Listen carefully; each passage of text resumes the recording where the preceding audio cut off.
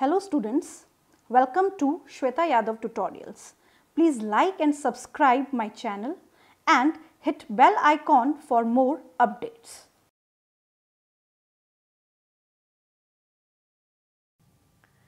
In the last video we have discussed about the properties of the genetic material. हमने last video में genetic material की properties के बारे में पढ़ा कि जेनेटिक मटेरियल कैसा होना चाहिए, क्या बातें होनी चाहिए कि हम बोल सके कि ये जेनेटिक मटेरियल है.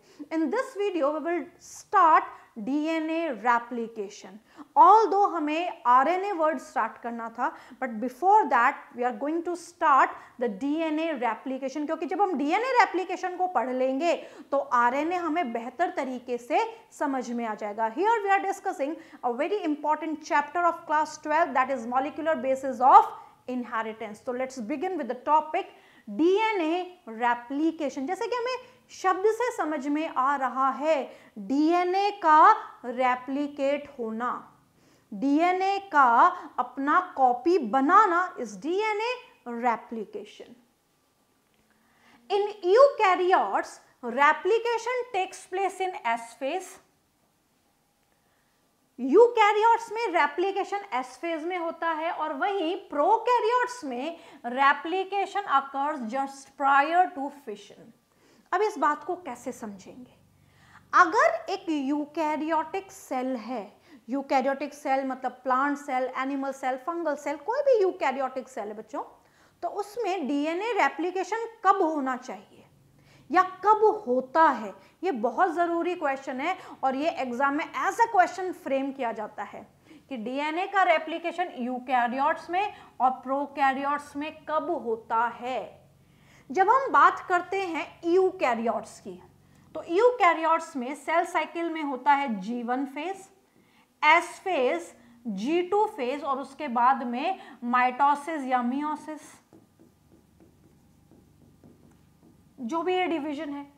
अब यहां पे अगर हम बोलें कि यूकैरियोट्स में जो डीएनए है, इस डीएनए का डुप्लीकेशन, इस डीएनए का रेप्लिकेशन होता है एस फेज में. एस फेज में डीएनए अपना रेप्लिकेशन करता है और अपनी कॉपी बना लेता है. तो यूकैरियोट्स में डीएनए का रेप्लिकेशन कौन से फेज में होता है? एस फेज में. अब एक और क्वेश्चन पूछा जाता है कि क्या डीएनए हर टाइम रेप्लिकेट होता रहता है? नहीं. डीएनए का रेप्लिकेशन केवल होगा जब सेल अबाउट टू डिवाइड होगा, यानी कि जब सेल डिवाइड होने वाली होगी तब डीएनए का रेप्लिकेशन होता है. यानी कि जब सेल को डिवाइड करना है, सेल को अपनी कॉपी बनानी है, डॉटर सेल्स बनानी है, तो डीएनए का रेप्लिकेशन होगा और डीएनए का रेप्लिकेशन एस फेज में होगा. वहीं अगर हम बात करें प्रोकैरियोटिक सेल की, बैक्टीरियल सेल की, तो बैक्टीरियल सेल में डीएनए रेप्लिकेशन कब होगा? डीएनए रेप्लिकेशन होगा फिशन से पहले. जैसे मान लीजिए ये एक बैक्टीरिया है और इस बैक्टीरिया में ये जेनेटिक मटेरियल है, डीएनए, ये जेनेटिक मटेरियल है.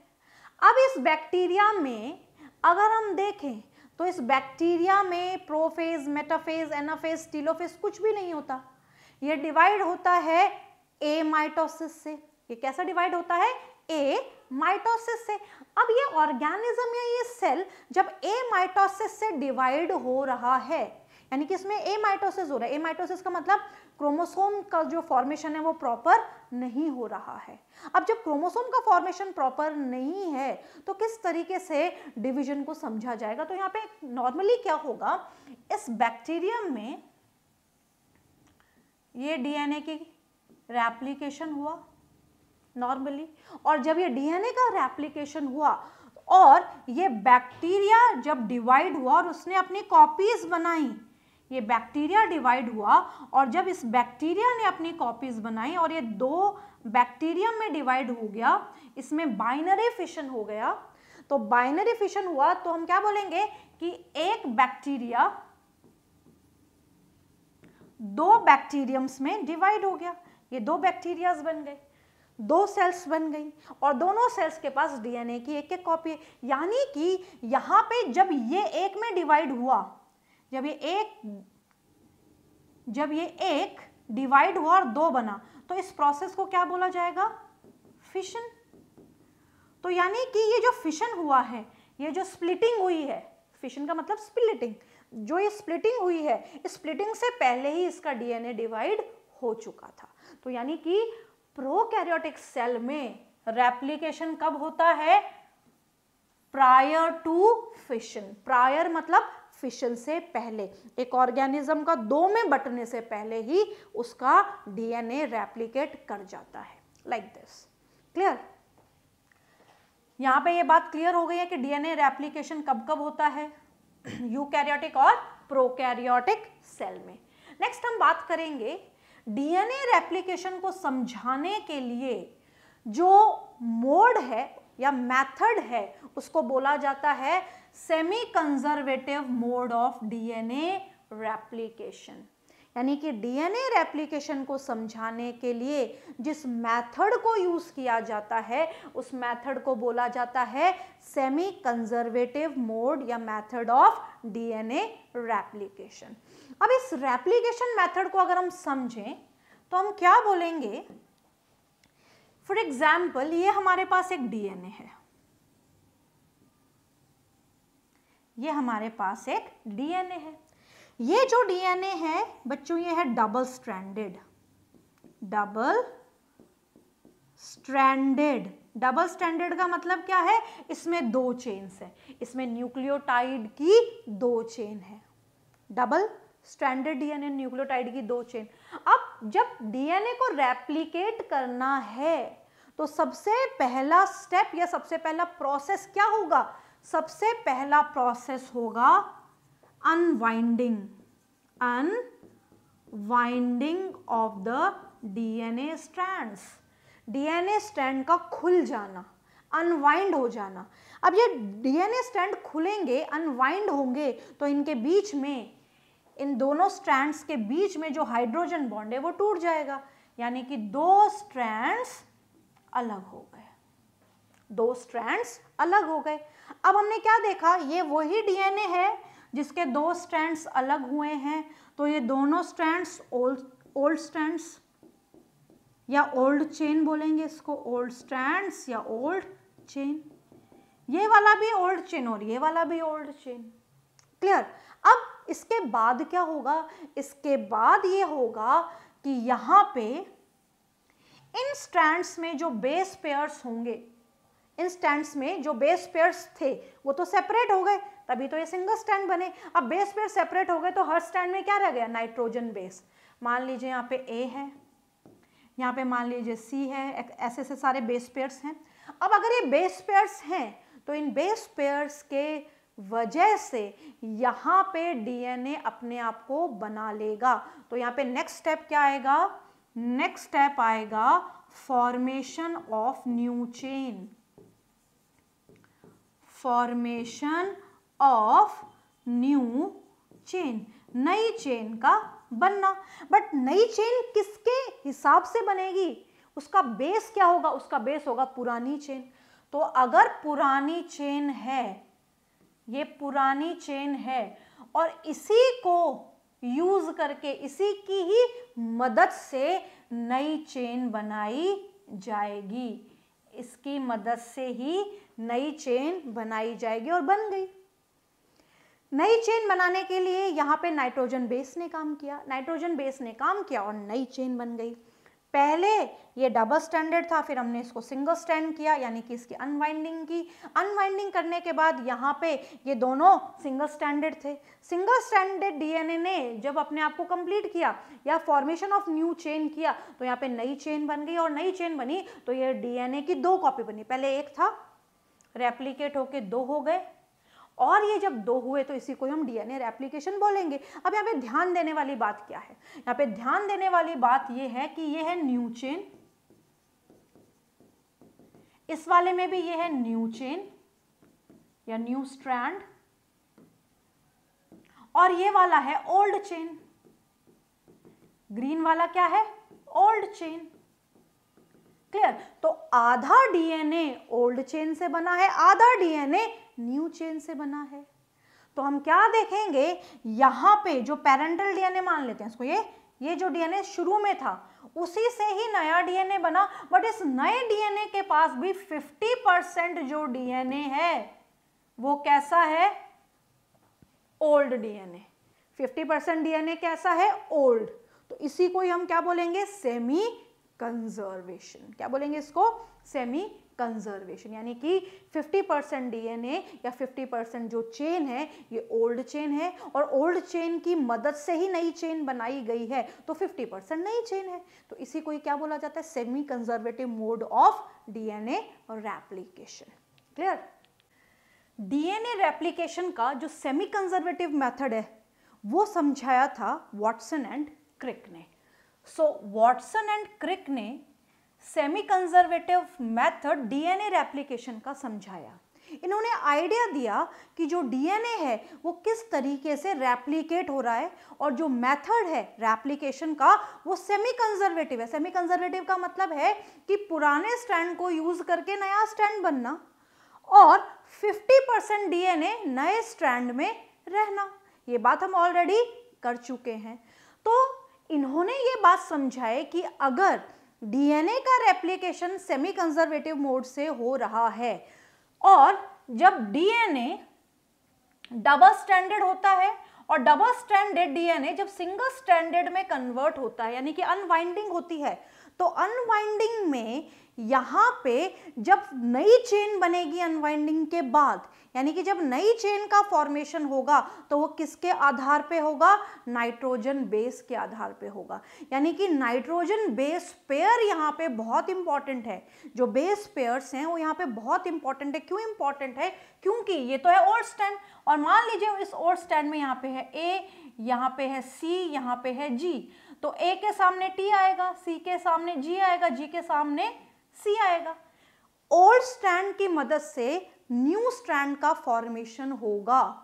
तो हम ये कह सकते हैं कि जो चीज वॉटसन एंड क्रिक ने समझाई कि जब भी डीएनए रेप्लिकेट हो रहा है और रेप्लिकेशन के बाद जब दो स्ट्रैंड्स बन रहे हैं, जब दो स्ट्रैंड्स कंप्लीट हो रहे हैं, तो वहां पे उन दोनों स्ट्रैंड्स में से एक स्ट्रैंड नया है, एक स्ट्रैंड पुराना है, और जो नया स्ट्रैंड बना है उसको बनाने में जो बेस लिया गया है वो है ओल्ड स्ट्रैंड। यानी कि ओल्ड स्ट्रैंड की मदद से ही न्यू स्ट्रैंड बनाया गया है, और ये किसकी वजह से पॉसिबल हुआ, नाइट्रोजन बेस पेयर्स की वजह से पॉसिबल हुआ। तो इन्होंने ये आइडिया तो दे दिया, बट इसको प्रॉपरली प्रूव नहीं कर पाए। इसका कोई प्रैक्टिकल उनके पास एविडेंस नहीं था कि एग्जैक्टली ऐसा ही हुआ होगा। क्लियर। अब इसी बात को समझाने के लिए आए मेस्लन एंड स्थैल। इन्होंने डीएनए रेप्लिकेशन के मेथड को एक्सपेरिमेंटली प्रूव किया, और इस प्रूफ में इन्होंने यूज किया ई कोलाई बैक्टीरिया को।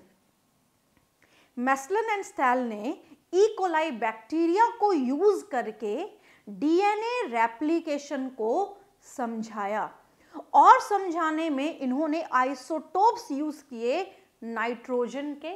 तो नाइट्रोजन के जो आइसोटोप्स हैं वो N14 और N15 का यूज किया गया। तो एक क्वेश्चन आता है कि सेमी कंजर्वेटिव मोड को समझाने वाले कौन, वॉटसन एंड क्रिक।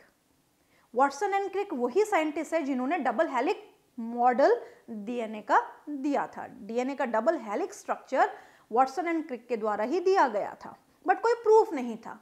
इसके बाद मेस्लन एंड स्थैल आए, इन्होंने प्रूफ के साथ एक्सपेरिमेंट किया, और बैक्टीरिया को यूज करके आइसोटोप्स यूज किए गए नाइट्रोजन के N14 and N15। Very important. तो क्या यूज किया, नाइट्रोजन के आइसोटोप्स, आइसोटोप्स ऑफ नाइट्रोजन। यहाँ पे रेडियो एक्टिव आइसोटोप नहीं लिखा गया है, इसका विशेष तौर से ध्यान रखना है कि आइसोटोप यूज किए गए हैं N14 एंड N15, इनको रेडियो एक्टिव आइसोटोप्स नहीं बोला जा रहा है। इसको परफॉर्म करने के लिए इन्होंने जो टेक्निक, इन्होंने जो मेथोडोलॉजी यूज की उसको बोला जाता है caesium chloride density gradient centrifugation. Caesium chloride density gradient centrifugation से डीएनए रेप्लिकेशन के मेथड को समझाया और समझाने में यूज किए isotopes of nitrogen N14 and N15। अब बच्चों के दिमाग में अक्सर ये क्वेश्चन आ जाता है कि क्यों नहीं यूज किया नॉर्मल सेंट्रीफ्यूगेशन, क्यों यूज किया caesium chloride density gradient centrifugation, caesium chloride को क्यों यूज किया गया। क्लियर। तो मान लीजिए यहाँ पे ये नॉर्मल सेंट्रीफ्यूगेशन है और इस नॉर्मल सेंट्रीफ्यूज में N14 और N15 को ट्रांसफर किया गया। जब इनको ट्रांसफर किया गया और इनका रोटेशन किया गया, जब ये रोटेट हुए तो यहाँ पे क्या देखा गया कि N15 भारी था तो ये नीचे आ गया, इसकी डेंसिटी के हिसाब से सेटल हो गया नीचे आके, और थोड़ा सा और स्पीड बढ़ाई तो N14 भी आ गया। यानी कि अगर बैंड्स देखें डीएनए के तो दोनों बैंड सामने सामने बन रहे हैं, यानी कि बिल्कुल जो बैंड्स हैं उनमें डिफरेंस नहीं है, यानी कि इनको सेपरेट करना पॉसिबल नहीं था। नॉर्मल सेंट्रीफ्यूगेशन से N14 और N15 को सेपरेट करना पॉसिबल नहीं था, इनको सेपरेट नहीं किया जा सका। जब इन दोनों को सेपरेट ही नहीं किया जा सका डेंसिटी वाइज, तो इसको सेपरेट करने के लिए ही caesium chloride density gradient centrifugation use किया गया। इसके लिए एक टेस्ट ट्यूब में सबसे पहले सीजियम क्लोराइड लिया गया और सीजियम क्लोराइड को वाटर में डिसॉल्व किया गया। वाटर में डिसॉल्व करके सीजियम क्लोराइड को पहले सेंट्रीफ्यूज किया गया, यानी कि सीजियम क्लोराइड का सेंट्रीफ्यूगेशन पहले किया गया।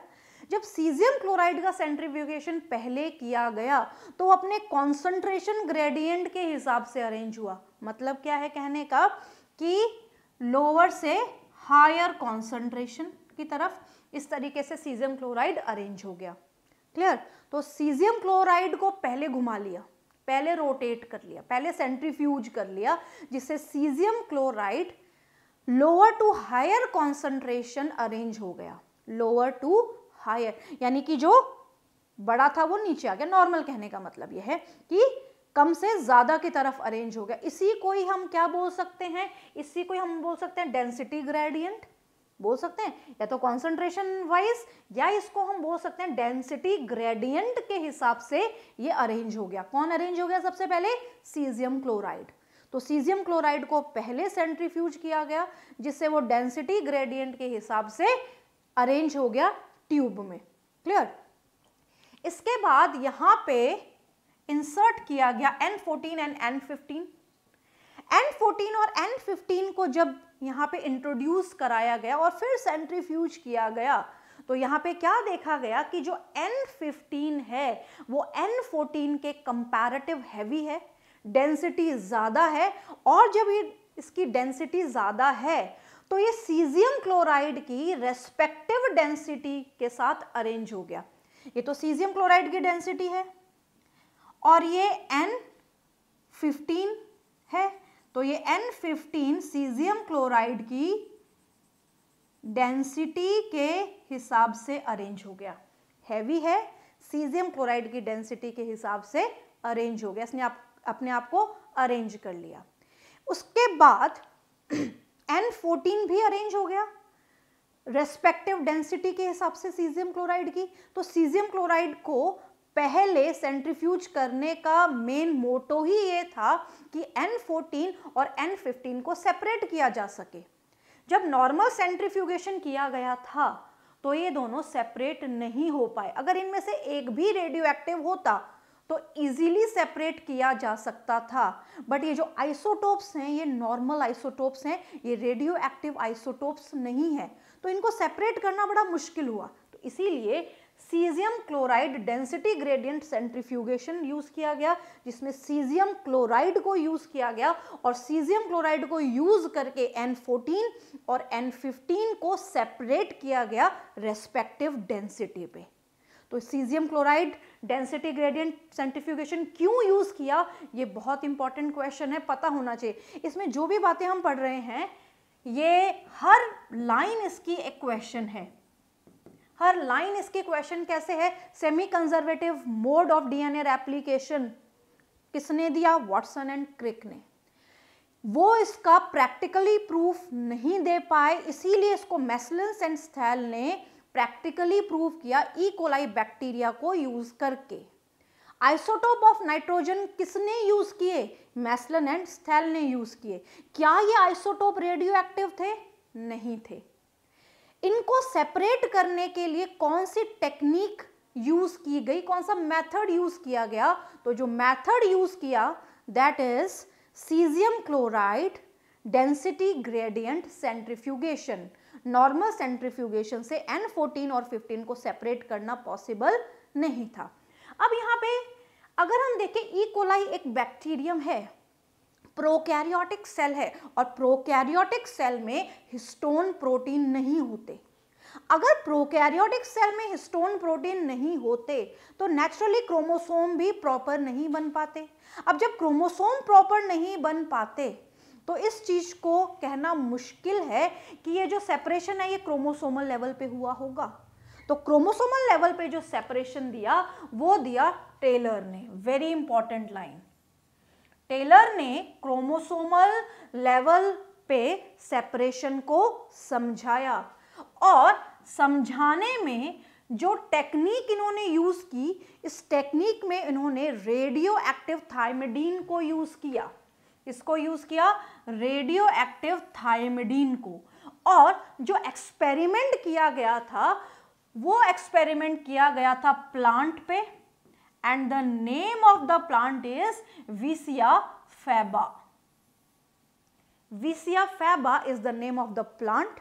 इस प्लांट पे एक्सपेरिमेंट करने वाले साइंटिस्ट का नाम टेलर, क्रोमोसोमल लेवल पे सेपरेशन समझाने वाले साइंटिस्ट का नाम भी टेलर। क्योंकि प्रोकैरियोटिक सेल पे ये चीज समझाना पॉसिबल नहीं था, इसलिए यूकैरियोटिक प्लांट सेल को यूज किया गया। और यूकैरियोटिक प्लांट सेल कौन से प्लांट से एक्सट्रैक्ट की गई? विसिया फैबा। और कौन सी टेक्निक यूज की गई और कौन सा आइसोटोप यूज किया गया रेडियो एक्टिव? तो रेडियो एक्टिव जो यूज किया गया दैट इज थायमिडीन। थायमिडीन यहाँ पे यूज किया गया इस टेक्निक को समझाने के लिए। तो ये पूरा एक डीएनए रेप्लिकेशन का एक बेसिक है, इसमें किस साइंटिस्ट का क्या कंट्रीब्यूशन है ये बहुत इंपॉर्टेंट है और ये याद रहना भी चाहिए। यहाँ पे सीजियम क्लोराइड वाला सेंट्रीफ्यूगेशन भी इंपॉर्टेंट है, ये भी आपके आगे काम में आएगा जब हम मेस्लिन एंड स्थैल का पूरा एक्सपेरिमेंट प्रॉपरली समझेंगे। So this is the introductory part of the DNA replication.